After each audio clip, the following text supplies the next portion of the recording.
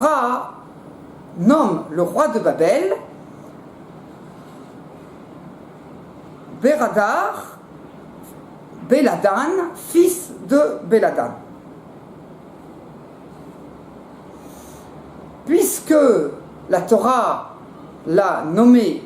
par son ascendance, le fils de Beladan, on voit qu'il est considéré que les enfants chez les non-juifs sont leurs enfants. Reish Lakish répond à Rabbi Yochanan que puisque c'est un enfant qui vient de naître, bien qu'effectivement il avait une descendance au moment où il était non-juif, mais au moment où il se convertit, il se plonge dans le mikvé, cette descendance, ses liens avec ses parents antérieurs disparaît. Dans une mara précédente,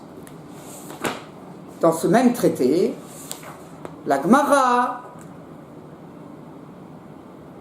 vient nous apprendre que puisque un non-juif est considéré comme un enfant qui vient de naître, la conséquence en est que, aussi bien on doit, au niveau des lois d'héritage, de témoignage ou de relations interdites, il n'a pas du tout les mêmes lois qu'une personne née juive, et que toutes les lois ont disparu, et ce n'est que nos sages, pour des raisons qui leur étaient connues, spécifiques, dans chaque cas, qui ont dit que au niveau